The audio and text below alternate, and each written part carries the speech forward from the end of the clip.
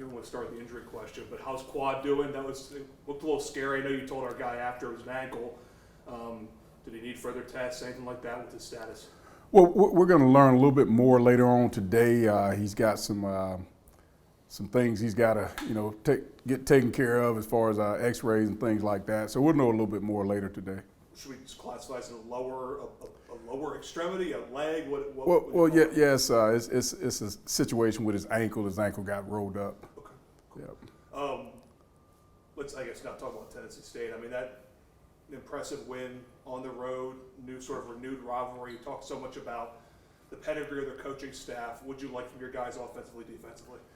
Well, we actually got behind at halftime. We were down 21-13, and I liked the way we came out in the second half. Defensively, especially shedding those guys out in the second half was big. Also, offensively, being able to get in the end zone and then being able to get ourselves in position to kick what happened to be the winning field goal, which was huge for us. What a day for Barbosa. I mean, your kicker. What a job he did. What did you think of his performance? I thought he was outstanding. I thought he did a good job on his kickoffs.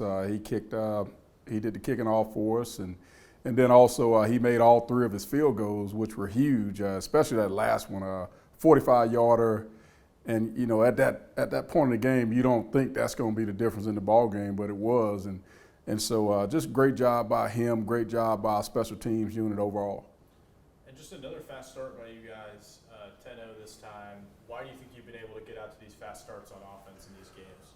Well, we've been preaching it from day one since we've gotten here. Is just all about having a fast start. But unfortunately, we haven't been able to, after we get off to those fast starts, to keep it going.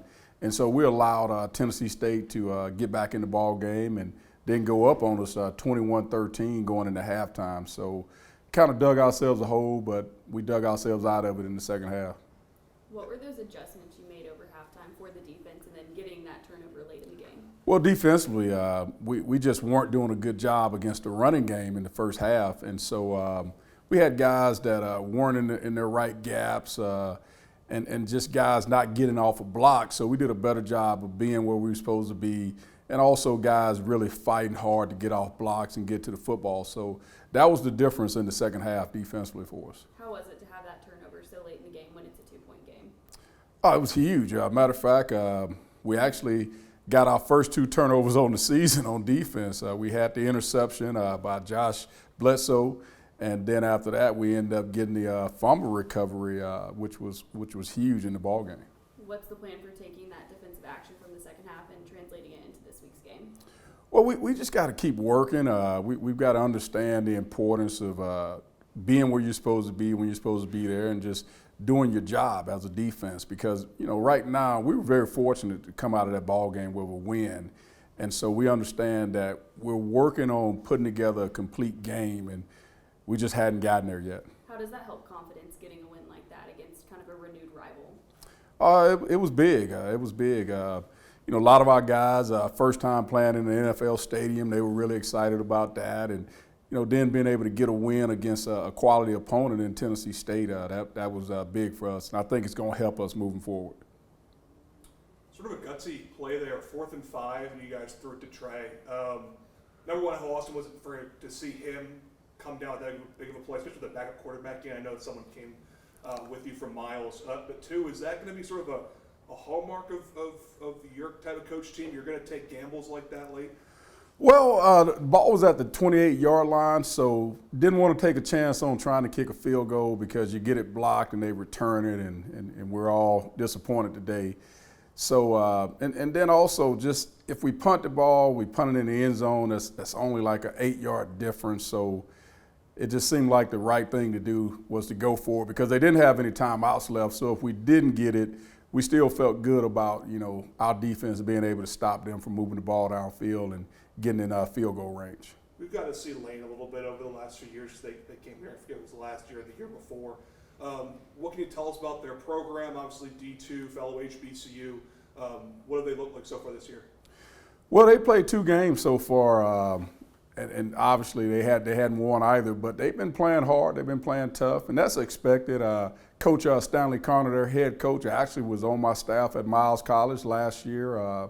Actually, he coached here at A&M before. He's been around, and tell you what, he's going to get that program going. I just don't want it to be this week against us. But, like I said, they're playing hard, and, right now they're 0-2, but, we've got to be prepared for them to come out and play for 4 quarters against us. I don't know if you know this, but the win over TSU was the first win for an A&M team over a non-SWAC team since like 2021. Should this be a sign to fans that this is going to be, as long as you're here, this is going to be a competitive group across conferences, across FCS? Well, I'll just say this: our players know that we'll play anybody. We're not going to be afraid to play different opponents in different leagues or whatnot. But we're going to be competitive. Quad into play action in the RPO game. Just how good has he been to start the season? Oh, he's been great. I mean, he had another great game. Threw for over 300 yards.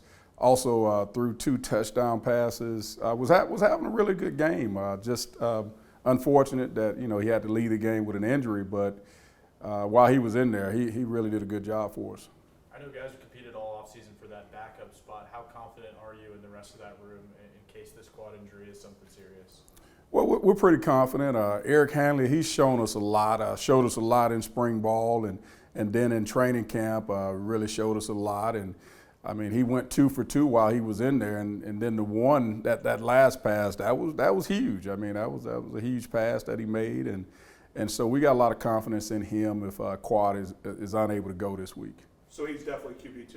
Yes. A question about something very specific in the game. You scored the touchdown, and you could go for 2 to maybe try to tie it. Instead, you go for the extra point. Just what was the thinking there on that?